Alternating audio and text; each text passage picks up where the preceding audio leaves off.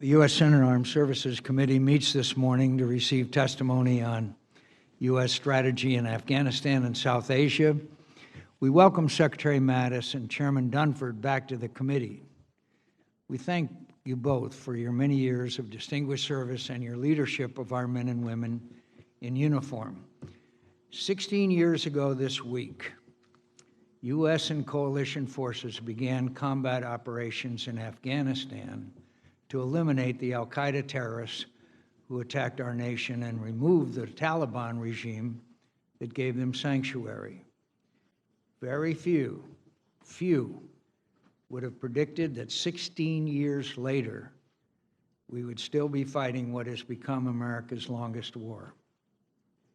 To date, we have achieved our mission to prevent Afghanistan from becoming a safe haven for terrorists to attack America or our allies and partners. But that success has come at a tremendous price. More than 2,000 Americans have given their lives in this war, and over 20,000 have been wounded. I repeat, over 20,000 have been wounded. And while we are still denying safe haven to terrorists in Afghanistan, there is no escaping our present reality. As Secretary Mattis and General Nicholson have already testified to this committee, America is losing the war in Afghanistan.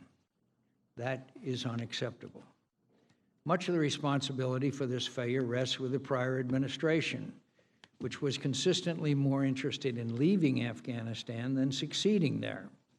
As a result, for most of the past 8 years, our commanders on the ground have had to fight this war with restricted authorities and rules of engagement, insufficient resources, political micromanagement, artificial deadlines for withdrawal, and a lack of presidential leadership. Our troops have fought bravely and honorably, but too often it seemed as if they were doing so with one hand tied behind their back. This was a situation that President Trump inherited. It was not his doing, but it is now his responsibility.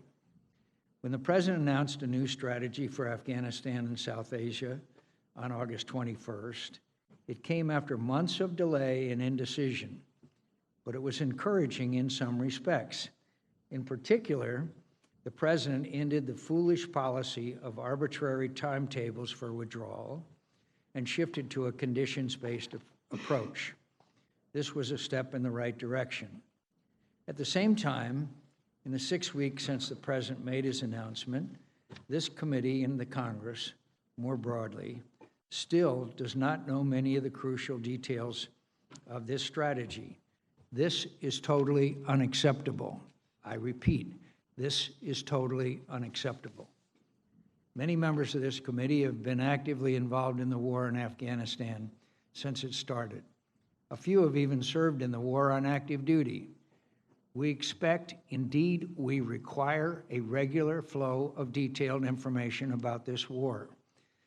That is not because we want to inhibit our witnesses from doing their jobs. It's because we have to do ours. We have to provide our troops with the vital authorities and resources they need to perform their missions. That is our separate, co-equal responsibility under the Constitution. And we take our duties as seriously as our witnesses take theirs.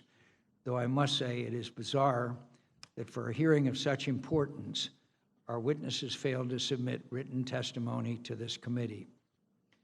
We want to be your partners, but this committee will not be a rubber stamp for any policy or president. We must be well informed. We must be convinced of the merits of the administration's actions. And unfortunately, we still have far more questions than answered about this new strategy. At the most basic level, we still do not know how the President's new strategy will better enable us to achieve our stated objectives. In short, at person, it remains unclear why we should be confident that this new strategy could turn the tide in Afghanistan or bring us meaningfully closer to success than its failed predecessors. The President said in his speech that, quote, conditions on the ground, not arbitrary timetables, will guide our strategy from now on. But what are those conditions? The President said that our goal is still, quote, to have a political settlement that includes elements of the Taliban, unquote. But we still do not know what kind of settlement the administration seeks, on what timeline, what role the United States intends to play in bringing it about, or what role we expect other nations to play. The President said we will use, quote, strategically applied force to create the conditions for such a political settlement. We know that 3,500 more U.S. troops are on their way to Afghanistan, mostly to train and advise Afghan forces. And we know that the military has been given more flexible authorities to target our enemies. But we still do not know how these military gains will be translated into progress towards a political solution.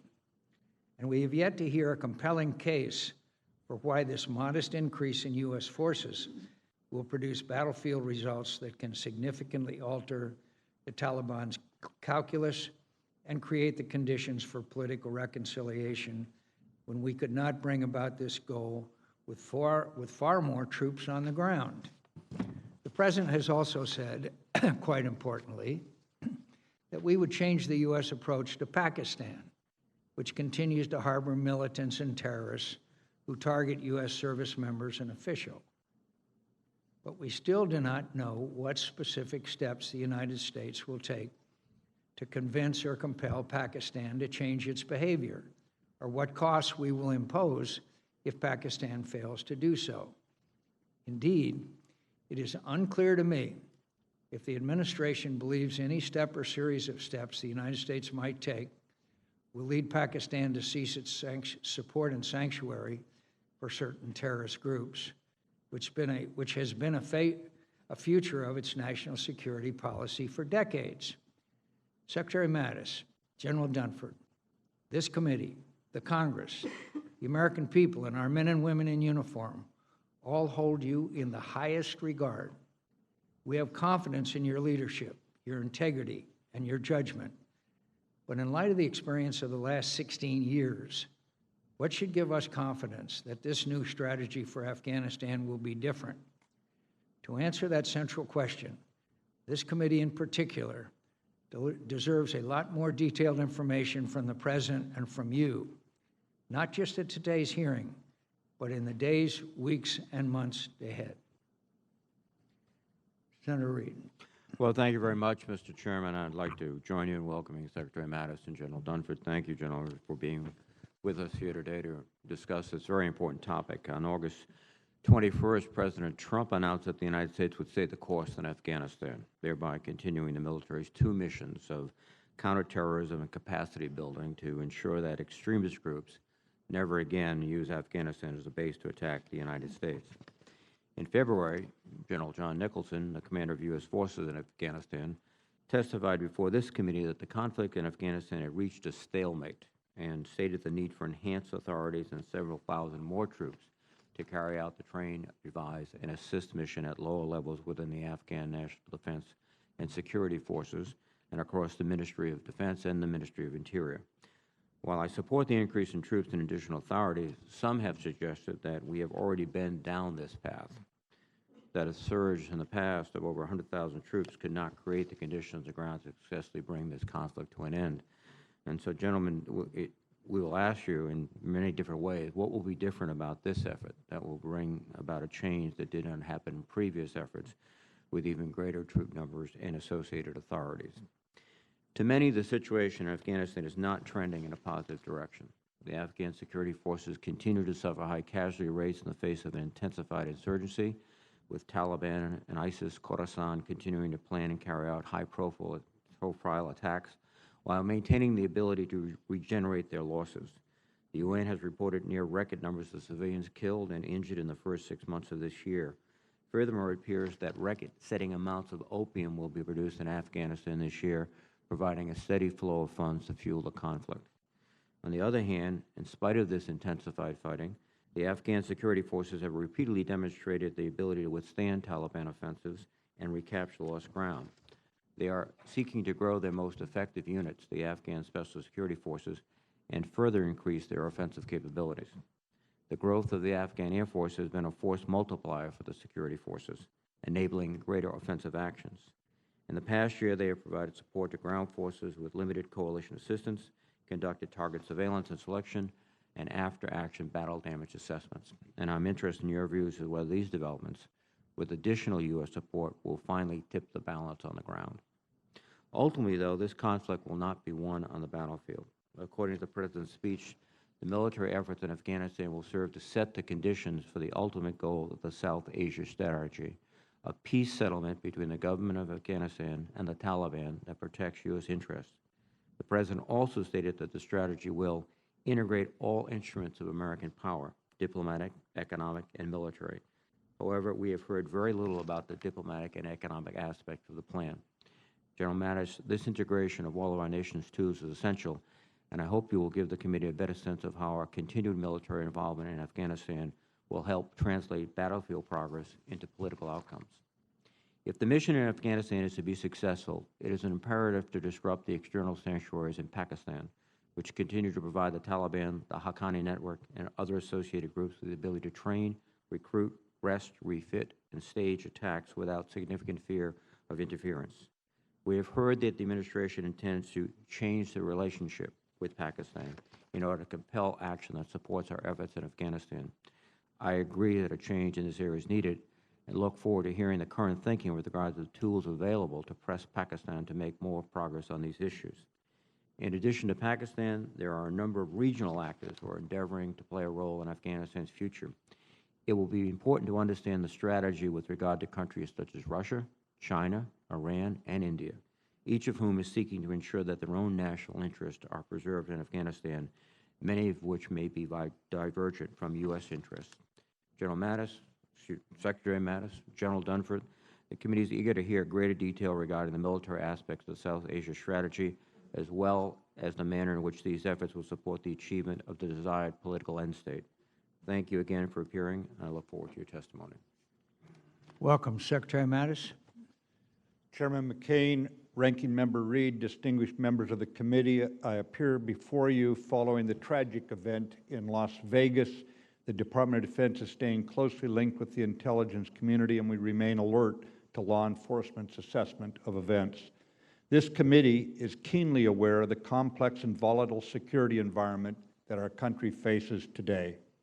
Russia continues to invest in a full range of capabilities designed to limit our ability to project power, erode U.S. influence, and undermine NATO's transatlantic alliance. China is focused on limiting our ability to project power as well, and weakening our position in the Indo-Pacific region, even as we work to find common ground in confronting North Korea's provocative actions.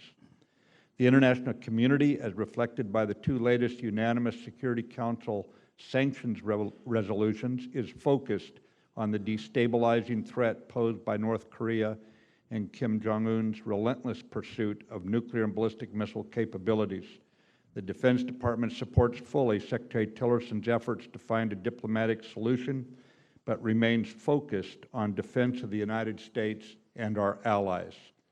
In the Middle East, Iran continues to project malign influence across the region, while we continue to make gains against the terrorist enemy in Syria, Iraq, and elsewhere. In Afghanistan, we have faced a difficult 16 years. General Nicholson, our NATO and U.S. field commander with troops from 39 nations, has blunted the terrorist offensive moves in Afghanistan.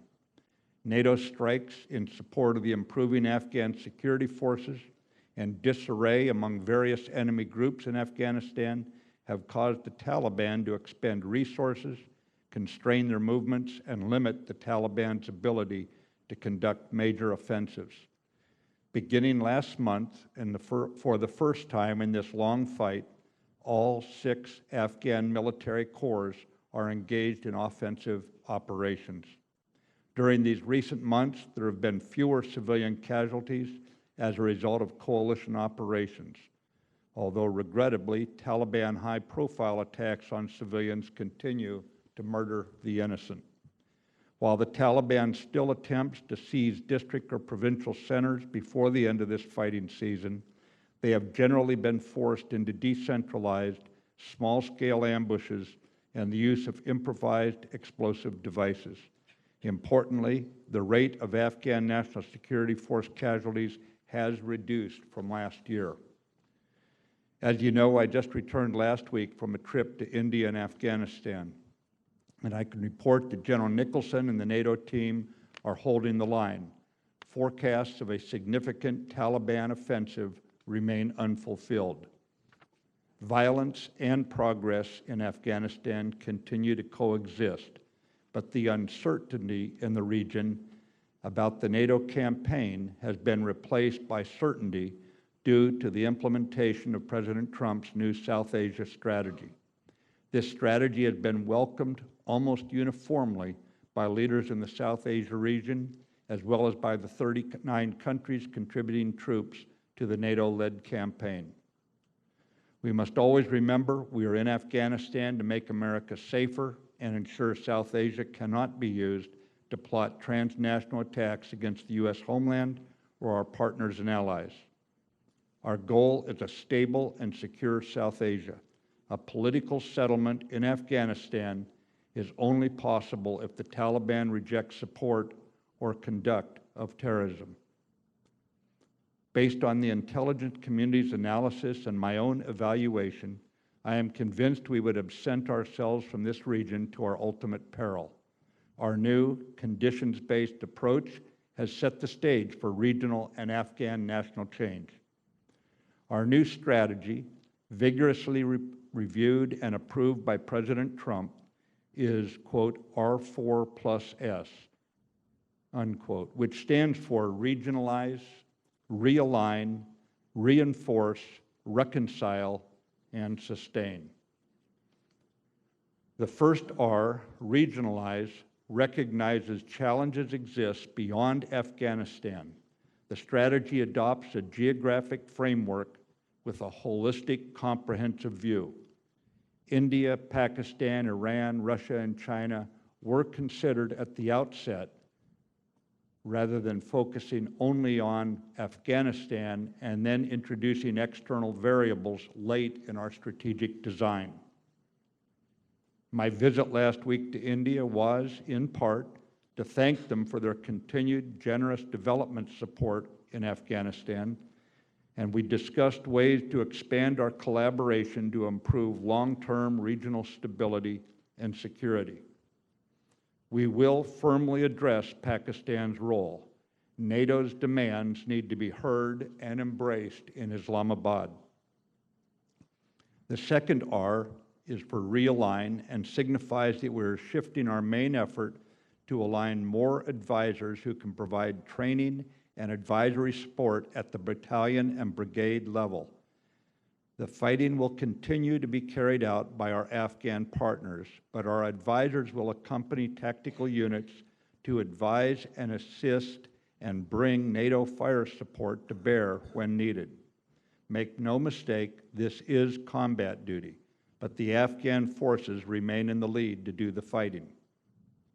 We have approximately 11,000 troops in Afghanistan alongside 6,800 from NATO and coalition partners and 320,000 Afghan national security forces. From these numbers alone, you can see the Afghan forces remain the main effort, and we are supporting them, not supplanting or substituting our troops for theirs. The third R is reinforce, and that is seen in our addition of over 3,000 U.S. troops arriving now and in the coming months to extend NATO's advisory effort to Afghan troops that are currently without. NATO Secretary General Stoltenberg and I together toured Afghanistan last week, sending a message to the NATO coalition's unity. He is also reaching out to allies to increase their troop levels.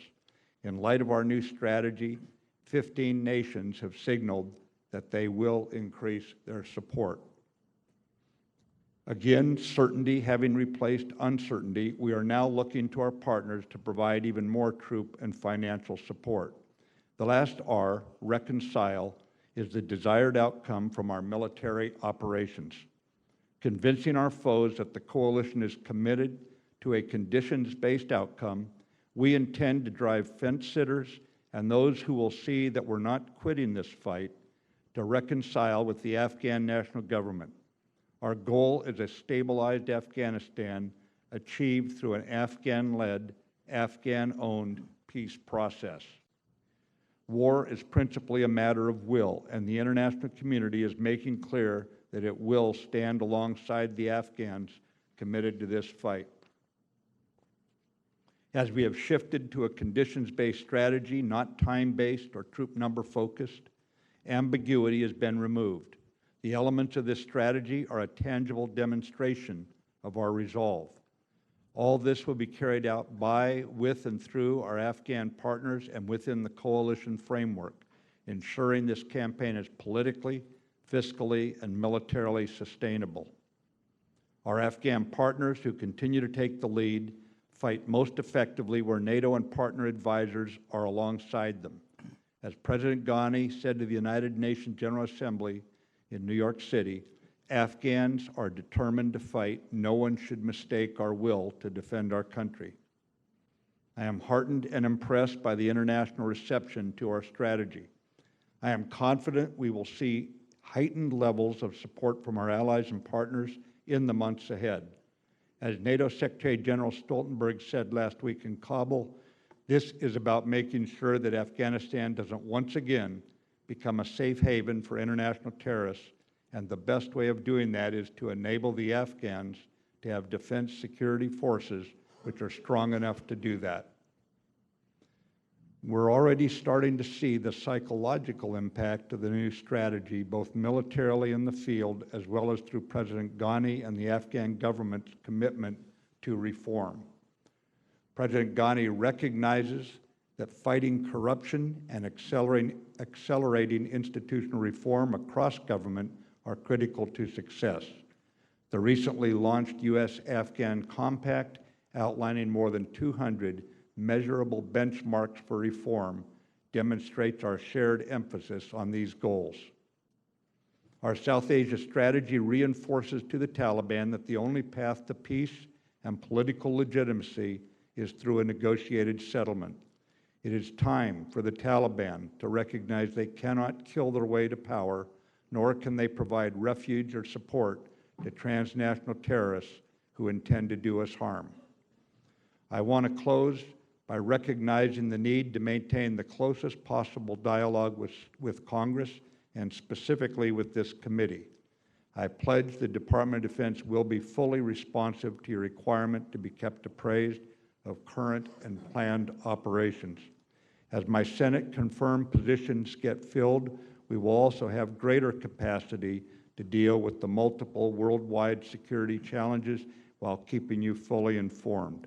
I trust I'll have your support to ensure necessary civilian oversight of our military as we address today's complex and increasingly volatile national security environment. Thank you. Thank you, Mr. Secretary. General Dunford.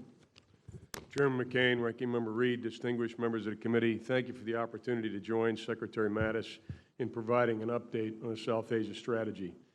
In recent months, our commander in Afghanistan, General Nicholson, has described the current condition in the country as a stalemate. Secretary Mattis has testified that we are not winning, and members of this committee have made similar statements. The situation has developed since the NATO mission in Afghanistan transitioned to an advisory effort. Since January 2015, we have advised and accompanied Afghan Special Operations units at the tactical level, but our advisory effort for conventional forces has generally been limited to the Afghan Corps and institutional level. We also reduced the aviation, artillery, and intelligence support provided to the Afghan forces. This construct did not provide Afghan conventional forces with the support they needed to succeed in combat operations. My military assessment is that we drew down our advisory effort and combat support for the Afghan forces too far and too fast. As a result, the Taliban expanded territorial and population control and inflicted significant casualties on the Afghan army and police while the campaign lost momentum. Last spring, Secretary Mattis directed the Department to conduct a detailed failure analysis to identify the root causes for the lack of progress in Afghanistan, and he directed we provide targeted solutions. Informed by these findings, our commanders developed, and Secretary Mattis approved, a new operational approach to break the stalemate and bolster Afghan capabilities.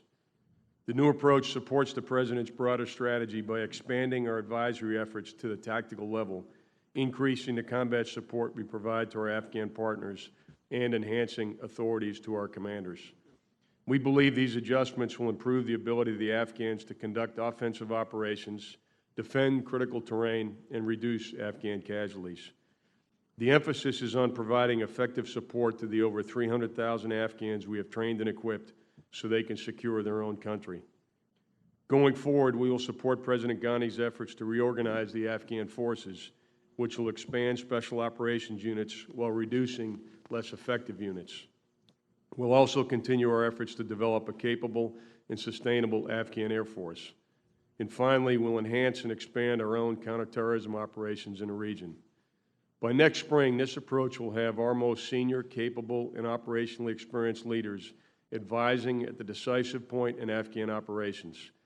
Their efforts will be fully enabled by the support and authorities needed for the Afghans to take the fight to the enemy. As we implement the strategy, we're also tackling corruption, the single greatest roadblock to progress. Our military objectives for this new strategy are clear and they are achievable. Defeat ISIS and al-Qaeda in Afghanistan and ensure other terrorist groups are unable to launch attacks against the homeland, U.S. citizens, or our allies.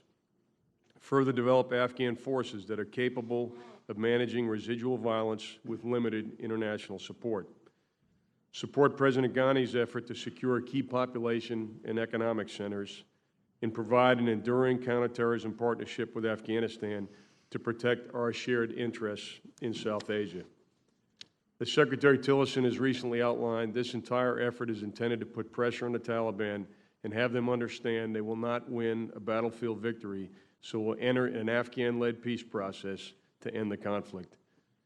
Thanks again, Chairman, for the opportunity to join you today, and I look forward to your questions. Thank you very much, General, and thank you, Mr. Secretary. And I thank you for your appearing today. As I mentioned in my opening statement, 16 years ago, I think most of us would have been surprised to think that 16 years later, we would still be involved in a conflict in Afghanistan, arguably militarily the strongest nation on earth. And that, of course, as I mentioned earlier, is a tremendous price. 2,000 Americans given their lives. 20,000 more have been wounded. And our commander in Afghanistan testifies before this committee that we're in a, quote, stalemate. That's hard for most Americans to understand. And some of that, obviously, as I mentioned, is the failed strategy or lack of strategy by the previous administration. And I've said that fairly often. But I'd like to say again that you've been in office now since January, and so far we have not seen the details of a conditions-based strategy that will bring about an end to the conflict in Afghanistan. We've had as many as 100,000 troops in Afghanistan at one time or another, and it didn't end the conflict. I'd like for you to tell me how the inclusion of 2,500 is going to change the battlefield equation, including the fact that we have a classic West Point text of an enemy that is based in a sanctuary, that has a sanctuary in Pakistan. We know the street address of the Haqqani network in Quetta. We know where they are. We know what they're doing. We know what they're doing across the border and yet we still have not, with any effectiveness in the last 16 years, restricted their activities and have had any particular progress in eliminating their sanctuary status. I'd just like to add one other point is, General Nicholson said that we are in a, quote, stalemate. After 16 years, should the taxpayers of America be satisfied that we are still in a, quote, stalemate? I don't think so. And then I'd like to finally repeat again, we have had a lack of communication and a lack of information to this committee that to me is very disturbing. There's not two individuals that I admire more than is sitting at the table facing this committee. But I want to tell you again, we will not accept a lack of information, a lack of strategy, a lack of coordination with this committee. And there are several methods, thanks to the Constitution, that we have to try to force a change in that relationship. I've been told by both of you that we have a new strategy, that we are now going to work closely together with the committee, that we are working with various allies. I'm glad to hear that. But if anyone on this committee feels that they have been fully briefed on what our strategy in Afghanistan and Iraq is, I would please raise your hand. So, the Constitution of the United States is something that every one of us raised our hands when we were sworn in as United States senators. One of the phrases, support and defend the Constitution of the United States. Not support and defend the President of the United States, but support and defend the Constitution of the United States. So all I can say is, with my deep admiration and respect for both of you, we're going to have to act to preserve and respect our constitutional responsibilities. The hearing that you gave a week or so ago, I thought it was nice to hear. I thought it was a lot of interesting information. But I certainly didn't think it was sufficient information for us to act on the Defense Authorization Bill, which provides for the training, equipping, protection, and capabilities of the men and women who are serving, that we represent, that are serving in Afghanistan, Iraq, Syria, etc. So all I can say to you, my friends, and you are my friends, there is a Constitution, we are a co-equal branch, and we will expect, and I know there's been turmoil within the White House, etc., and a number of other personnel issues, but that does not relieve you of the responsibility to keep us informed, to seek our advice and consent, and which is also in the Constitution. And if you don't, then we have no choice but to exercise our responsibilities under the Constitution, which we have. And I regret to say this to two of the people that I admire and respect as much as anyone I've ever known in the war, in my years of service. Senator Reid. Well, thank you very much, Mr. Chairman. I raise this question, Secretary Mattis, because you raised it in your opening comments, and that is the Department of Defense strongly supports Secretary Tillerson's diplomatic efforts versus North Korea. That does not seem to be translated to the President, since he has, in several tweets, suggested that Secretary Tillerson's opening channels and preparing to discuss issues directly and indirectly is essentially a waste of time. How do you respond to those types of, on one hand, you strongly support him, on the other hand, the Secretary's telling, the President's rather, telling him to knock it off? Senator Reid, President Trump's guidance to both Secretary Tillerson and me has been very clearly that we would, excuse me, that we would pursue the diplomatic effort to include with the various initiatives with China, and to ensure that we pushed on sanctions, economic sanctions designed to keep this in the diplomatic framework for moving forward. I believe that Secretary Tillerson is accurately stating that we are probing for opportunities to talk with the North. All we're doing is probing. We're not talking with them, consistent with the President's dismay about not talking with them before the time is right, before they're willing to talk. So I do not see the divergence as strongly as some have interpreted it. At the same time, the President, I think, has a responsibility to ensure that we go into this with our eyes wide open, with numerous Republican and Democrat administrations in the past having been disappointed in this initiative. I think it is a dynamic balance as we try to go forward with a solution, but at the same time ensure we have military options. Just a final point, I don't want to dwell on this, but in these situations, and I think you're acutely aware of it, the possibility of miscalculation, misinformation, misinterpretation is very real. And communication, even back-channel communications to not negotiating, but simply to be able to send messages, do you think that's vitally important? Because the President seems to be disparaging even those types of messaging channels.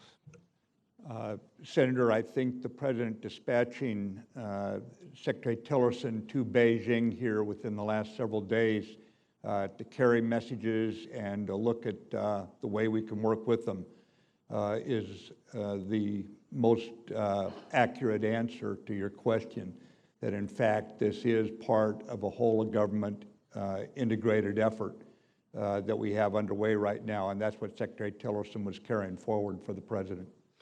Well, thank you, Mr. Secretary. And following the Chairman's comments about the need to essentially describe in more detail this strategy, which conceptually seems to be appropriate, but the devil, as they say, is in the details, specifically with respect to Pakistan.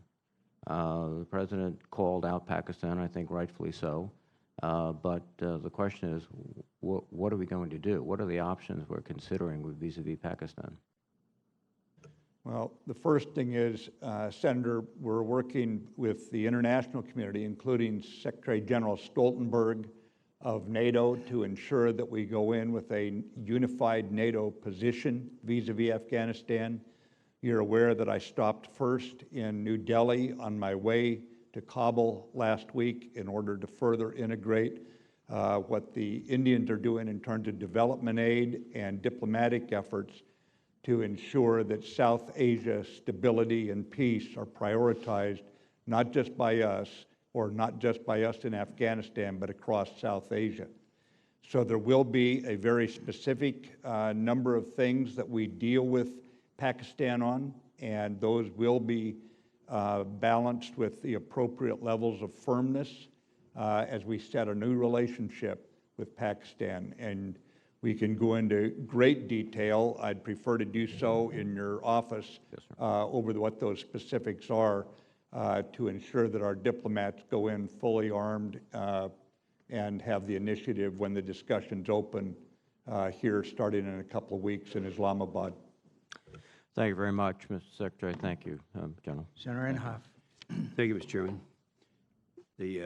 Just as an observation of one member here, one of the major improvements that I've seen is and I congratulate the Defense Department and the administration for saying that they'll no longer comment on exact troop numbers and imposing public deadlines. I think that's a major change from the previous administration that I think is very helpful. I think Secretary Mattis, and you in your opening statement, you gave a pretty long answer to the question that we get confronted with quite often. And let me just ask for a short answer. We understand that the problem for a safe haven for terrorists in Afghanistan and all these other things, but Can you reiterate for the American people just why they should, in a very brief way, they should care about the future of Afghanistan and why we should continue to expend resources and risk any more American lives? What's the short answer?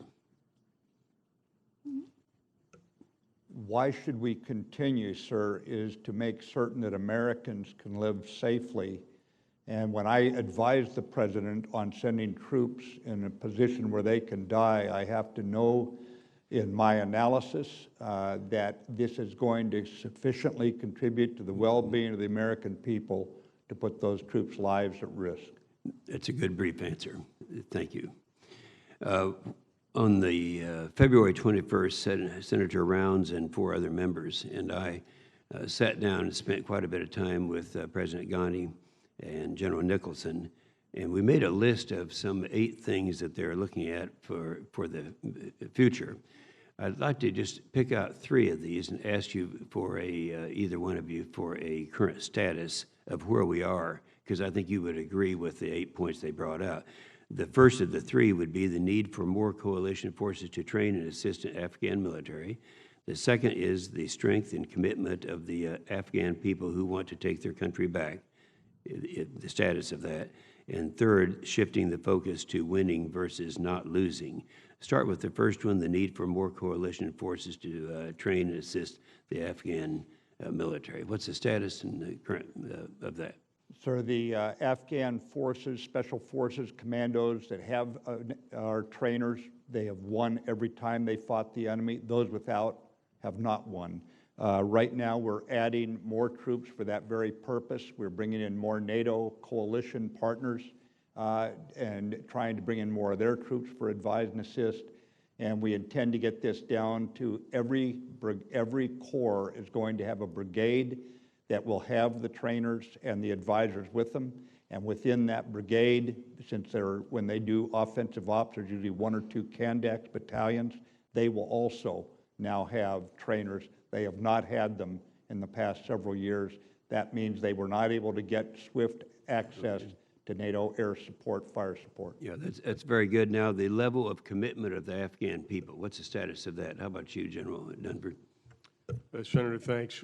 There's a constant polling done in Afghanistan, and the most recent poll came out and said 87% of the Afghan people reject what the Taliban represents, and more than 75% of the people had confidence and trusted Afghan security forces.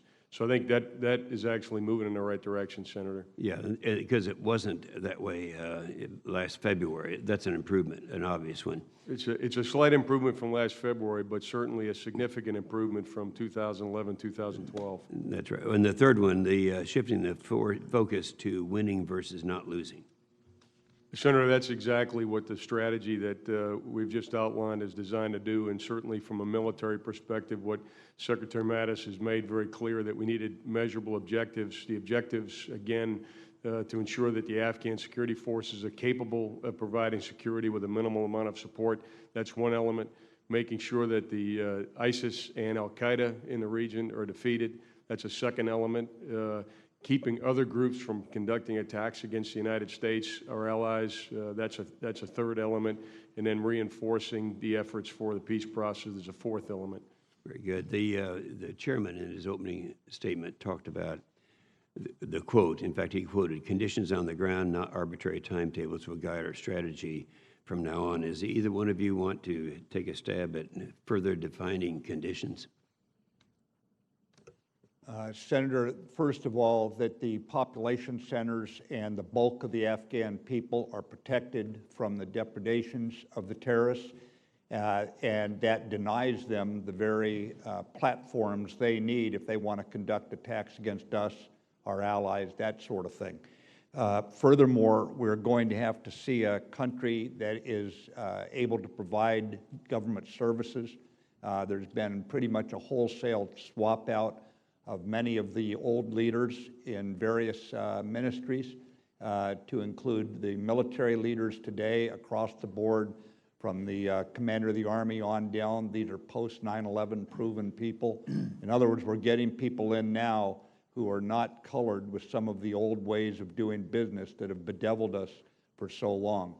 Further, we're going to see, in terms of the Afghan military, we're going to see more effective operations in the field, such as we're seeing right now for the first time in the war, with all the corps on offensive strikes going against Taliban and the other terrorists in the country. This will drive them toward the reconciliation, Afghan-led, Afghan-owned reconciliation that will end this war.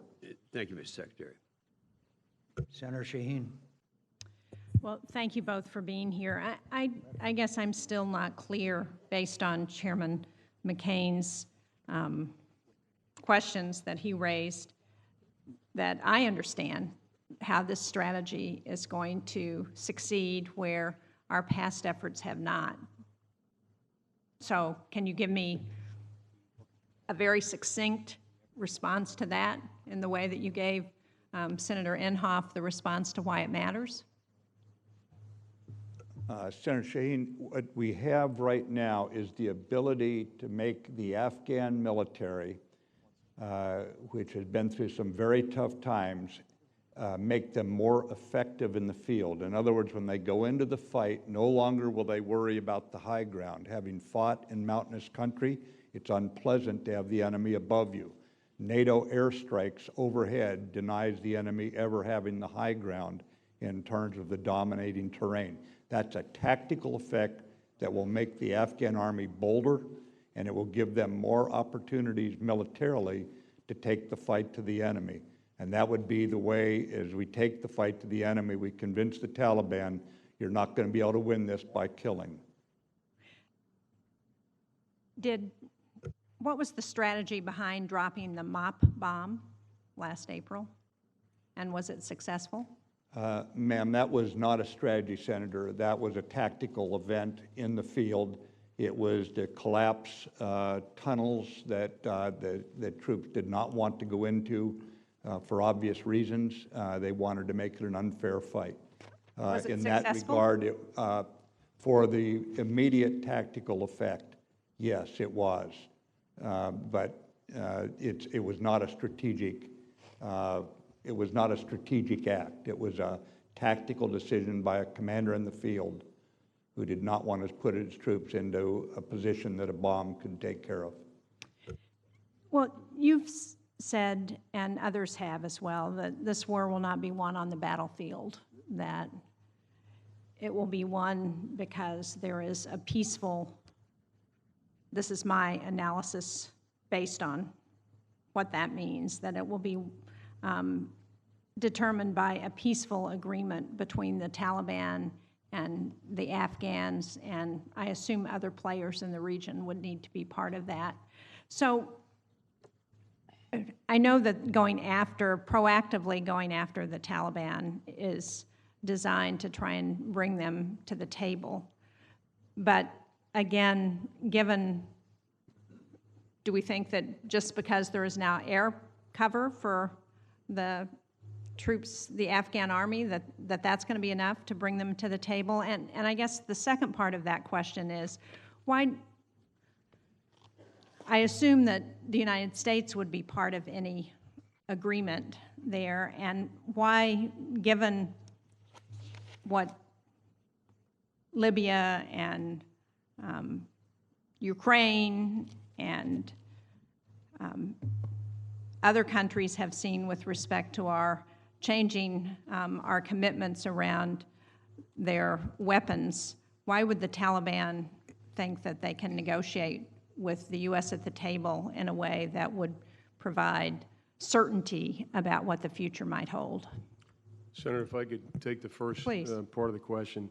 For many years, to include the years that I was in Afghanistan, there was a decidedly short-term view, and one thing that was really evident to me was hedging behavior by the Afghan people, by the Taliban, by regional actors, because there was always a sense that the United States was going to pull out in 12 months. And in fact, in Afghanistan, it was known as the Y2K effect. At the end of every year, the expectation was that Afghanistan was going to be confronted with an enemy with no support. And the Taliban, frankly, fed that message to their fighters, and that's how they motivated their people year after year, was one more year in the fight, and then we're going to defeat the coalition. They're going to leave Afghanistan. I think one of the more significant things about the conditions-based approach here is that the Taliban, and we've already started to see this in the intelligence, the Taliban no longer have a short-term horizon to motivate their people. In fact, the impact, I think, has been fairly significant. Will that be sufficient to bring them to the table? I don't know, but we have not, to this point, presented the Taliban with a conditions-based approach that extends the horizon out for our commitment, makes an enduring commitment, and causes Taliban leadership now to approach their subordinates with that context. Very quickly, Senator, the polling the chairman indicated shows that the overwhelming bulk of the Afghan people don't buy the Taliban's outcome. They don't agree with it. They don't agree that girls don't go to school. They don't agree that everyone's got to act in a certain way. And based on that, and having seen the Afghan forces put up with very severe casualties, fortunately going down now and still holding the line, we now see a regenerated sense that they can push the Taliban into a position where they can have no hope of winning. So it goes right back to what has been established long ago as where this military campaign has to lead to. They stop killing people, they live by the Constitution, and they break with international terrorists. That's a pretty low bar, and we intend to peel off a fair number as they see they have no hope of military victory. My time is up. Thank you. Senator Fisher. Thank you, Mr. Chairman. Secretary Mattis, when General Nicholson testified in February, he and I discussed the fact that the boots-on-the-ground limitation forced him to hire contractors to maintain helicopters because U.S. personnel would have counted against the troop cap. And this hurt unit readiness, and it also cost the government tens of millions of dollars in his estimate. Under the new approach, are we fixing issues like this? Will we be adding U.S. personnel in a way that allows us to reduce our reliance on these contractors and also help us save money? It will, Senator Fisher. The challenge is how do we get the right balance on this? I agree with how General Nicholson characterized that problem to you in his testimony. It is one of the reasons that I decided to add the reinforcements, although the bulk of them will go to advise and assist. Some are going to fill in those gaps where we actually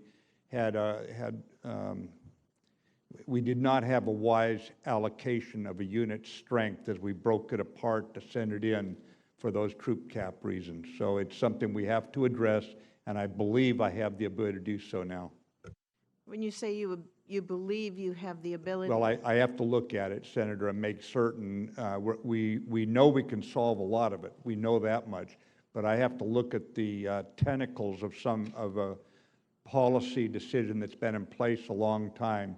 But I'm very much aligned with General Nicholson's... what General Nicholson said, I think, was accurate, and your concern I share. Are we still looking at a boots-on-the-ground limitation in Afghanistan? Did the president raise the cap, or did he do away with it altogether? No, the president gave me more... The president gave me more flexibility to deal with this issue, and he has shown himself open when I go in to talk with him to my recommendations. As you know, this was a rather hard-fought effort as the president challenged every assumption to address some of the concerns that have been brought up already this morning. So he is open to me going back in. But right now, I think I have what I need going in to carry out the strategy as it's outlined. If not, I'll go back in.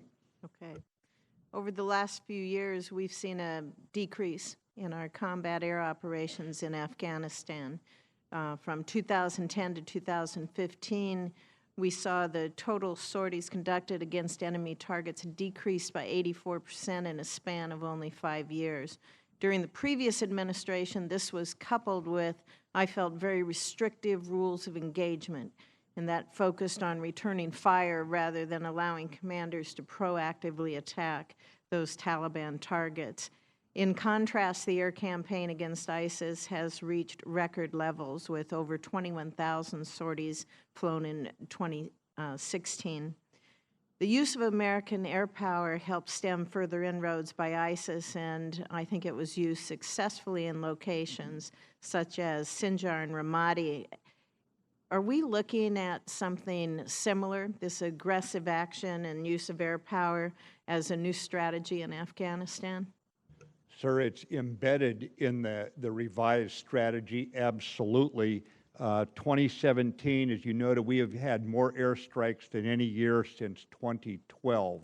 So already you see some of the results of releasing our military from, for example, a proximity requirement. How close was the enemy to the Afghan or the U.S. advised special forces? That is no longer the case, for example. So these kind of restrictions that did not allow us to employ the air power fully have been removed, yes. That said, we will never fight at any time, especially in these wars among innocent people, without doing everything humanly possible to protect the innocent that the enemy purposely jeopardizes by fighting from in amongst them. That is something we will always take as a absolute in terms of how we conduct our tactical events on the battlefield. And General Dunford, you spoke in your opening comments about implementing strategy, and you spoke about support for President Ghani and also to improve the Afghan Air Force. Do you see a mission of the Afghan Air Force to work in conjunction with our Air Force, but also in the future being able to take on those capabilities on their own without us? Senator, absolutely. And right now, both Afghan capability, U.S. capability are being employed in support of the Afghans in an integrated way. Long term, and that's about 6 or 7 years from now, we'll completely have transformed the Afghan Air Force. A key piece of that is the transition from Mi-17 helicopters to UH-60 helicopters, which includes an attack variant.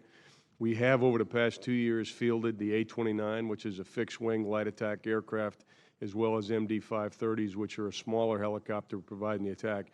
The Afghan Special Operations Mission Wing is probably indicative of where we believe the Air Force can go. That has been proven to be a very effective capability supporting Afghan Special Operations Forces, and we expect similar progress to be made in the Afghan Air Force. But it's come a long way over the past 2.5 years, and again, over the next 6 or 7 years, we expect the Afghan Air Force to be able to provide the support the Afghans need.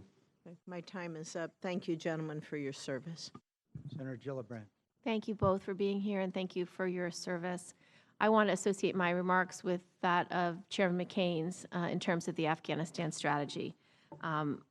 We know from President Trump that he has an unspecified increase of 3,000 more troops, but most that we know really has come from remarks and statements by Afghan President Ghani rather than our own leaders. And I'm very concerned that the American people cannot make good decisions about our continued investment in this 16-year conflict when they are not told the full extent of our commitment and the number of service members we are sending. Do I have your commitment to be honest with the American people about the numbers of troops we are sending over and what their missions will be? No, ma'am. If it involves telling the enemy something that will help them, yes, ma'am, yes, Senator, in any terms of honesty with this committee in private at any time. In closed hearing, we will get as specific as you wish, no reservations at all in private. In talking with the American people, we will tell them we are adding the troops. We'll give approximate numbers. We're not hiding this, but I'd rather not say the specific capabilities or the specific numbers or the location on the battlefield they're going out of the confidentiality we do our troops. I didn't ask you about any of those details. I asked you about the troop numbers and our mission. We will keep this committee fully informed as we have in closed hearings, right down to specifics of troop numbers. I think it's better in public we stay in general terms. We have said it's over 3,000, so it's not that we're hiding the trend that we're going in, but I think the specifics are best shared with you alone. General Dunford? Yeah, I'd associate myself with the comments of the Secretary, Senator Gillibrand. Thanks. Thank you. I'd now like to talk about the Iran deal.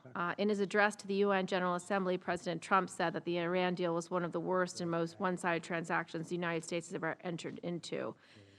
It's no secret that the administration is considering not recertifying to Congress on October 15th, despite this administration twice certifying that Iran is in compliance with the agreement and the IAEA having reported 8 times that Iran is in compliance. In fact, General Dunford, in your recent renomination hearing, you responded to a question about the administration's possible intention to walk away from the Iran nuclear agreement by saying that it, quote, would have an impact on others' willingness to sign agreements. The other parties to the agreement may have it clear that they believe Iran is in compliance and that they would not support efforts to renegotiate the agreement. This includes our closest European allies, such as the UK, France, and Germany, as well as countries we need to work with on other areas of conflict, Russia and China. One of the reasons why I supported the JCPOA was because I believed that the terms of agreement gave us much greater transparency.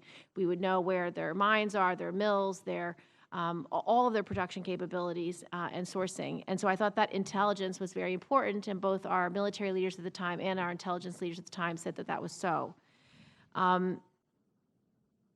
My view is without this agreement, we will lose that transparency. What is your view on that assessment, General Dunford?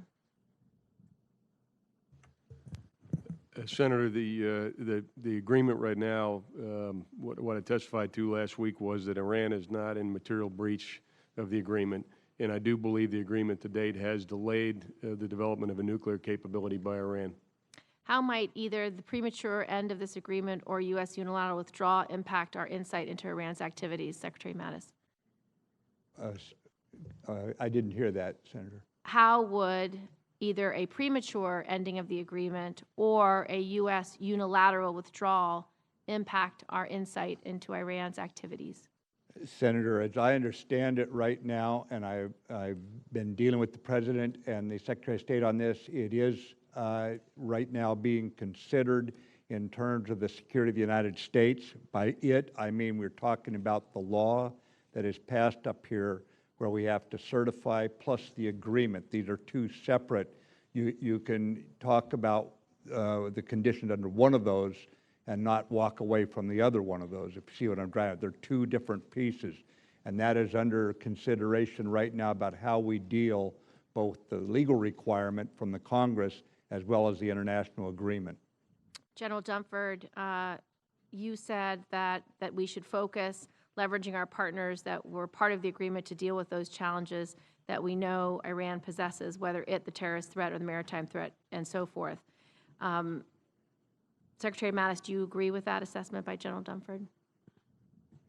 In general terms, I do. The amount of misconduct, I would call it, internationally, whether it be with ballistic missiles, rhetoric, support to terrorists, threats to our friends, Arab and Israel in the region by Iran, are areas where they are open to a great deal, I think, of censure by the international community. And we are not naive about their agreement on the nuclear issue, and we are being very alert to any cheating on that right now. Thank you. Thank you, Mr. Chairman. On behalf of Chairman McCain, Senator Wicker, please. Thank you, Senator Reid. General Dunford, we've heard it said that America is losing the war in Afghanistan. Is that true? Senator, what we've said is we're not winning, and it's at a stalemate. And that's my assessment of where we are right now. Is we're not at a point where we can bring a successful political solution to the war. If the American leadership, including people in this room, including the Pentagon and the executive branch, if we decide to win this conflict in Afghanistan, is there any reason at all why we shouldn't be able to do so? At the end of the day, Senator, I think it's going to require the Afghan people to actually develop the peace process that will bring an end to the war. What I believe the United States can do in conjunction with our coalition partners is provide the Afghan government and the Afghan security forces the support they need to bring an end to the war. And is there any reason why we can't provide that support? Senator, I don't believe there is any reason why we can't provide that support, and I think the new strategy that we're here to discuss with you here this morning provides the Afghan government and the Afghan security forces with that level of support to bring this to a successful completion. Okay, and this has been alluded to, and you mentioned the Afghan people.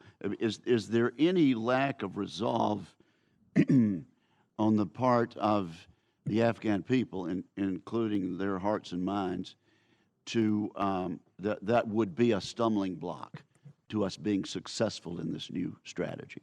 I don't believe so, Senator. It's very clear to me from my personal experience as well as recent polling that the Afghan people do, in fact, want a better life for themselves. They do reject the ideas of the Taliban. And from an individual soldier perspective, I think the one thing we can all say is that the Afghan forces have been incredibly resilient and demonstrated the will to fight over the last couple of years under the most extraordinary conditions. They certainly have always demonstrated a willingness to fight. Are we viewed as an invading force? Senator, I think anything but an invading force. Consistently, the Afghan people have requested us to be there.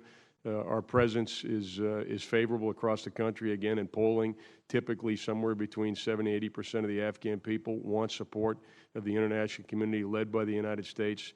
We've made it clear that our objectives are to support an Afghan-led peace process, to support Afghan security forces, bringing security to their country. So I don't think there's very, very few people who would consider us an invading force inside of Afghanistan.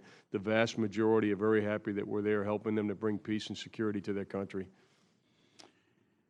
And in regard to the new strategy, the new plan, and the new emphasis on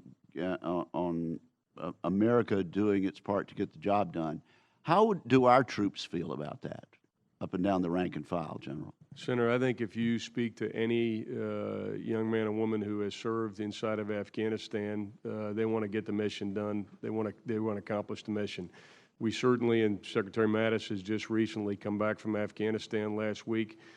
All they want to know is what is the mission, and they want to have the wherewithal to accomplish that mission, and that's exactly what we're trying to provide to them. Well, I'm not at all surprised by your answer. Mr. Secretary, let me just ask you briefly about NATO. You met with Secretary General Stoltenberg recently. NATO allies have made significant contributions. How are we doing with upping the involvement of NATO, and are you satisfied with our progress so far? I need to get to NATO now that we've got the strategy in hand. Now that Secretary Joe and I have gone to Afghanistan and sit down with my counterparts, I'll do that in November. We are already in contact with them, I believe, from 15 NATO nations or partner nations fighting under NATO's flag, for example, like Australia, Georgia. I believe we will see, at least from 15 nations right now, additional troops put in there. There could be more than that. Those are just the ones I have indications right now that they're going to up their game. What's their stake in all this? Sir, if anything, they are even more vulnerable than the United States is in terms of transnational terrorists operating out of Afghanistan against the European continent. So they've got a lot at stake here, but I think all the nations from South Asia, India, certainly China's got a stake in this. Europe does. This is a transnational problem, Senator. Thank you. Well, let me just tell both of you, I appreciate your work, and I, for one, support you, and I just want you to tell us what you need, and we'll try to get it for you. Thank you. Thank you. Thank you, Senator. On behalf of Chairman McCain, Senator King, please. Thank you, Mr. Chairman. Secretary Mattis, very quick, short answer question.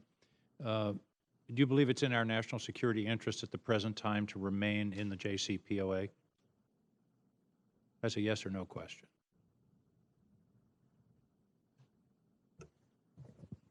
Yes, Senator, I do. Thank you. You may have noticed I was talking to Chairman McCain as he was leaving. I'm also on the Intelligence Committee, and I I hear varying analyses of the status of Afghanistan from the military and from the civilian intelligence agencies. In September of 1963, President Kennedy sent a famous mission to Vietnam. Victor Krulak and Joseph Mendenhall. Krulak was a Marine general. Mendenhall was with the Foreign Service.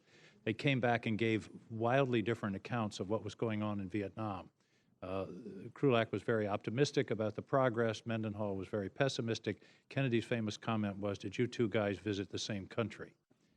I believe it would be important and helpful to this committee because the facts are so important when we're talking about American lives and treasure, to have a closed briefing. I suggested this to the chairman with DIA, CIA, NSA, all of the intelligence community to get a real status of what's really happening on the ground, to be sure that we're, in fact, that it's winnable, I guess, and that we do have the ability to make progress. As you all know, we've lost, the Afghan government has lost 15% of their territory in the last year, and people in Maine say, is this winnable? General Dunford, I know of no one who knows more about Afghanistan than you do. Is it winnable, and what does winning look like? Senator, if you define winning as making sure we don't have another attack on the homeland from the terrorist organizations that operate in South Asia, and there of the 90 that we recognize, international terrorist groups, 18 to 20 of them operate in South Asia. So if winning includes keeping them from attacking us, we can do that. If winning includes getting the Afghan forces to the point where they can provide security for their country with a minimal amount of international support, we can do that. If winning includes meeting President Ghani's goals for security of the population in key economic areas, we can do that.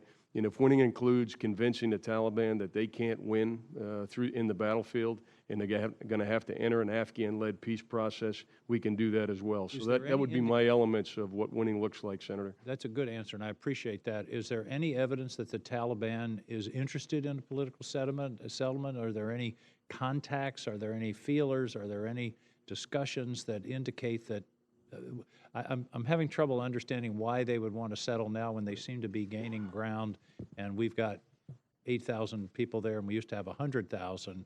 Why would they now say, well, I guess it's time to negotiate? Senator, over the years, there's always been small groups of individuals interested in reconciliation. I think the framework to date has always been the idea that you would bring in the entire organization, not peel off smaller units. Number one, I think President Ghani has taken a different approach to the Taliban, and we saw he's already had some success in peeling some groups off. But the other issue is the calculus of the Taliban and what their timeline, what their horizon was. And I think the Taliban have always thought that the international community would lose the will to fight. This being a clash of wills, they always assumed the international coalition would quit, and that would allow them to be successful on the battlefield. I think the most important thing, both from a NATO and a U.S. perspective, the most important thing that has been said over the past few months is that this will be conditions-based. And there is no time horizon for this. And I think that will fundamentally change the calculus of the Taliban.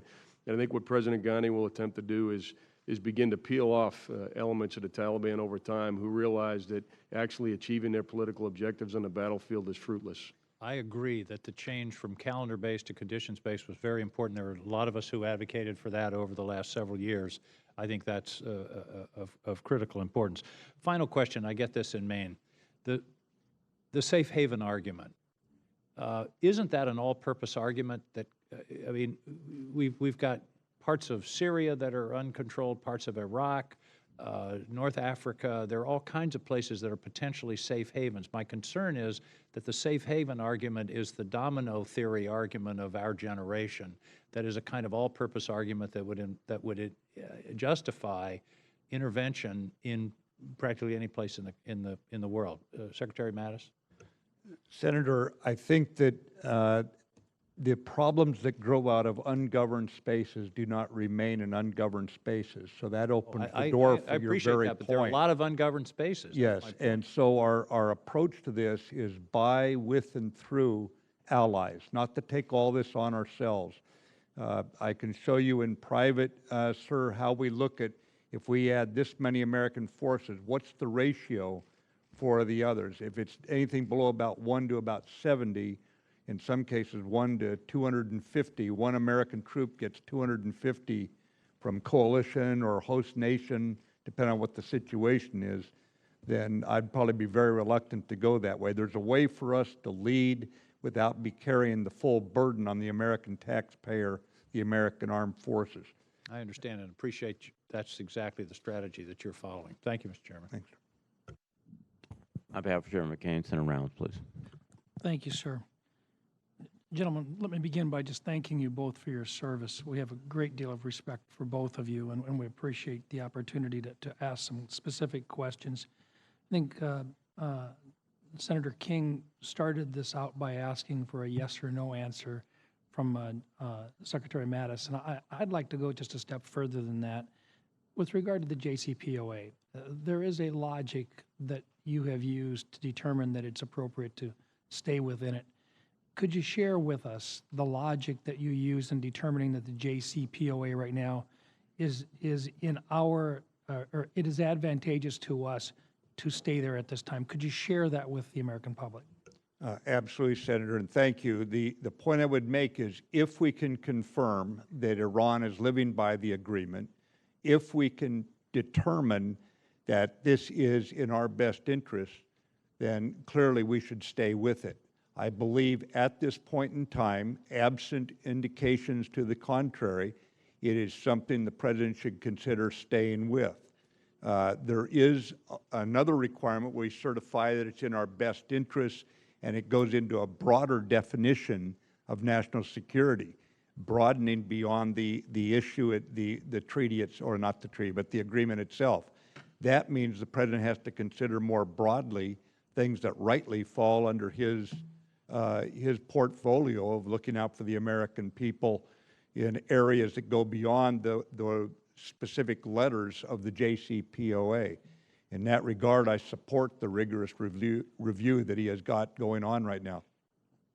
Thank you, sir. Let me talk about Pakistan for just a second. President Trump has stated that Pakistan is a large part of the new Afghan strategy. In the past, our relationship with Pakistan was transactional in nature. Right now, how would you categorize Pakistan? An ally against terrorism, a supporter of our efforts in Afghanistan, or an indifferent business partner? Senator, Pakistan has a convoluted history with terrorism. There can be little doubt that there have been terrorist groups that have used Pakistan as a haven for attacks outwardly, and not just towards Afghanistan. We've seen the attacks on India as well. At the same time, probably few nations, perhaps none, have lost as many troops fighting terrorists as they have. So you have this dichotomy there, and I believe that by working with the regional allies and partners we have, and working with our international partners, there's a way to bring a whole-of-government approach to this, to deal firmly with this, to try to move it back into a positive direction between the NATO allies and Pakistan, and remove the safe havens. General Dunford, with regard to the strategies being used in Afghanistan today, there's the chairman made it clear that there needs to be a dialogue here with regard to strategies. Could you share a little bit any concerns that you may have as to how you share the strategies, the limitations that you feel are placed upon you with regard to sharing strategies versus simply telling the world what our plans are and allowing our adversaries an advantage in doing so? Would you share with us a little bit your thoughts with regard to what you can share, what you can't, and how you're going to deal with that? Senator, I can. I think that's a fair question. I mean, I think, first of all, we should be able to communicate clearly the ends of the strategy. If you think of a strategy as ends, ways, and means, what we want to do, how we want to do it, and then the means necessary to do it. So if those are the three elements of strategy, I think we need to be very clear and upfront with the American people in public about what the ends of our strategy are. Of that, there is no doubt. In terms of the means necessary in the aggregate, I think we should be very upfront in terms of how much money it's going to cost, and generally speaking, what are the resource capabilities required to be successful. I think it's in the middle, which is the how we plan to implement the strategy, where many of the things that we would want to do would be best left classified and discussed in a closed hearing so that the Congress can provide oversight, but our adversaries don't find us to be predictable. Thank you. Thank you, Mr. Chairman. On behalf of Chairman McCain, Senator Peters, please. Thank you, Senator Reid, and thank you for your testimony here today, and thank you to both of you for your incredible service to our country. We all appreciate that. Before I ask a question a couple of questions related to Afghanistan, I'd like to follow up on a question that was asked by Senator Reid, and I think it's particularly important considering last week, General Dunford, when asked about the principal threats to our country from a national security perspective, you put the threat from North Korea as number one, at least in the short term. We talked about longer-term challenges that we will have as a country, but at least in the immediate term, North Korea is something that we need to be focused on. And that's why I'd like to go back to these tweets made by the President, which I will read directly, that came out just Sunday. I told Rex Tillerson, our wonderful Secretary of State, that he is wasting his time trying to negotiate with Little Rocket Man. And then he followed that up with, save your energy, Rex. We'll do what has to be done, which is a striking statement. In fact, I think most folks who saw those tweets, particularly folks in the foreign policy community, thought that basically the President was pulling the rug out from underneath Secretary Tillerson. And he is our chief diplomat, somebody who's entrusted to find diplomatic solutions to difficult situations. So, General Mattis, I have incredible respect for you as a student of history. You have followed developments throughout our history and have analyzed those and thought very carefully about those. Have you ever seen another time in history, or is there another example that you can think of, where a president would actually pull the rug out from under their Secretary of State as they are about to embark on some very delicate negotiations or perhaps diplomatic efforts to deal with a situation as important as nuclear weapons? Senator, I think that President Trump dispatching Secretary Tillerson to Beijing to deal with PRC, with China on this issue shows the level of attention and his intent to work with other nations diplomatically by dispatching, I agree, our top diplomat to Beijing to do that very thing. I believe that Secretary Tillerson's remarks about probing North Korea to see if they're ready to talk is what the President was referring to, not the diplomatic effort writ large. So the tweet that says, save your energy, Rex, will do what has to be done, is that something you agree with? I believe, again, that what he was saying was the press had characterized it that Secretary Tillerson was looking to talk right now. Secretary Tillerson said he is not. He is probing to see if they're ready to talk productively. And I think it was that nuance that was lost there, Senator. Very good. General Dunford, you, in your hearing last week, you mentioned from a long-term security concern would be the rise of China is one that we have to be focused on and thinking very carefully how we deal with that. Secretary Mattis, you talked about the Thucydides trap and how we need to avoid that as well in our relations with China going forward. So my question related to Afghanistan is that we're well aware that the One Belt, One Road strategy seeks to secure China's control over both the continental and the maritime interest in their eventual hope, I think, of dominating Eurasia and exploiting natural resources there, things that are certainly at odds with U.S. policy. So my question to both of you is, what role do you see China playing in Afghanistan, and particularly related to their One Belt, One Road strategy, things that we should be looking at in terms of our dealings in Afghanistan? Senator, regarding One Belt, One Road, I think in a globalized world, there's many belts and many roads, and no one nation should put itself into a position of dictating one belt, one road. That said, the One Belt, One Road also goes through disputed territory, and I think that in itself shows the vulnerability of trying to establish that sort of a dictate. As far as Afghanistan goes, as we try to separate out variables where in some areas we work with China on DPRK, for example, terrorism, I think there are areas where we can work, find common ground with China when it comes to counterterrorism, and we should exercise those areas pretty fully. But we should be under no illusions. There are areas where also strategically we need to confront China where we think it's unproductive, the direction they're going in. Senator, I also believe there's many areas of divergence, certainly between us and China, but there are some areas of convergence, and I think Afghanistan is one of those where there's some potential. China is threatened by a specific terrorist organization that operates out of Afghanistan. They have worked to develop a relationship with the Afghan government. The Afghan government welcomes any support that the Chinese might provide, and so I view that we can isolate some of the broader areas where we have divergence and actually find China potentially a helpful partner in Afghanistan, particularly with the development funds that are going to be necessary. And the United States certainly is not going to be in a position to provide those funds by itself. Thank you. On behalf of Chairman McCain, Senator Ernst, please. Thank you, Mr. Chair. Thank you, gentlemen, for being here today and for your continued communication with Congress on the complicated issue of Afghanistan and many, many other issues facing our nation. A collaborative effort is absolutely necessary to guarantee both policy and posture are properly supporting our national defense. And gentlemen, I appreciate you working with us to get both of these right for the American people. So I commend you on that.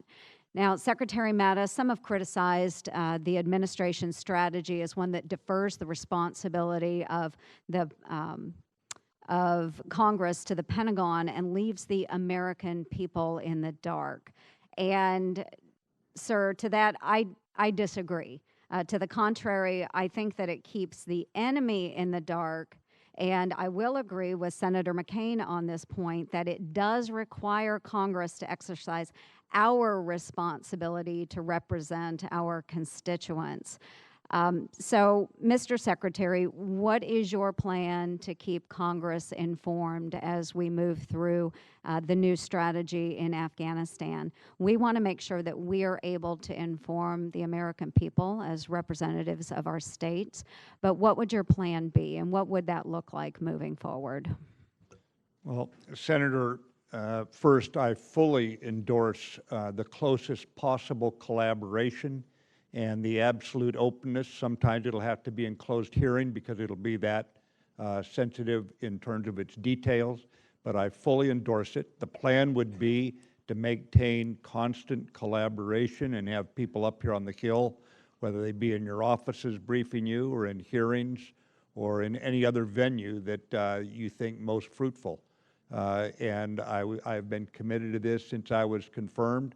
I have had a few challenges in filling my jobs in the Pentagon, which have impacted my ability to send up here the high-ranking people who can address things at the level that you would expect.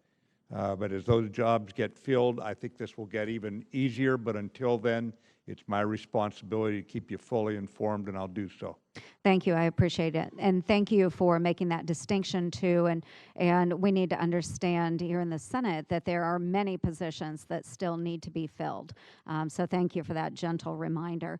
And then furthermore, do we have your commitment that you will give our council its due regard as you evaluate the success of your strategy? Well, not only give it due regard, Senator, I need it. This is not a job that can be done by any one person, least of all in our form of government, but your input, especially this committee's input, is welcome. Well, thank you. And we must exercise our oversight, but I agree 100% with you, Secretary, that the details of the plans should not be open to public and for public dissemination. So thank you for that. I am, however, excited about the new strategy. You mentioned different ways, General Dunford, in which we'll execute this new strategy. A couple of those things: train, advise, and assist at the tactical level rather than of the conventional forces, rather than at the the higher level. I think that's really great. It's worked for the Special Operations Forces in Afghanistan. Good to see that. And then also leveraging partners is exceptional, and one thing that we have not fully utilized in the past. Last week, I met with 21 Afghan generals and from the Afghan National Security Force, and they too were expressing unanimous support of the new strategy, and they have a lot of confidence in this new administration. And in addition to the U.S.-led security ops, we agreed that an international effort must be utilized, supporting through NATO and other stakeholders like India, and knowing that India needs to be leveraged in the future as well. So, Mr. Secretary, I know that you were in India. Can you explain to us what their role and how we can leverage them moving forward, and that whole of government support? What does that look like? What do you envision? Senator Ernst, the Afghan people have come to have a deep and abiding affection for the Indian people. There's a collaboration there. They're based on a very generous and enduring Indian government support for development, for hospitals, schools, for roads, for all the sinews that pull a society together, especially one that's been shattered the way that one has been, the Afghan society has been since the Soviet invasion. They are going to continue. I met with Prime Minister Modi, his Minister of Defense, and his National Security Advisor. They are committed to continuing and even broadening their development support and their support of the Afghan Defense Forces in terms of repair of their equipment, training their officers and NCOs in their Indian military schools, and training the medical doctors and the medics for the Afghan Army to take care of battlefield casualties. So I believe that Prime Minister Modi's efforts will actually be enhanced in the months and years ahead based on the sense that we are fully committed. He can now commit more himself to the stability and prosperity of South Asia. It's in all their best interest. Well, I appreciate that very much, and I do believe that this is up for regional partners to contribute as well. I'm glad our administration is engaging them. Thank you, gentlemen, very much for being here today. Thank you, Mr. Chair.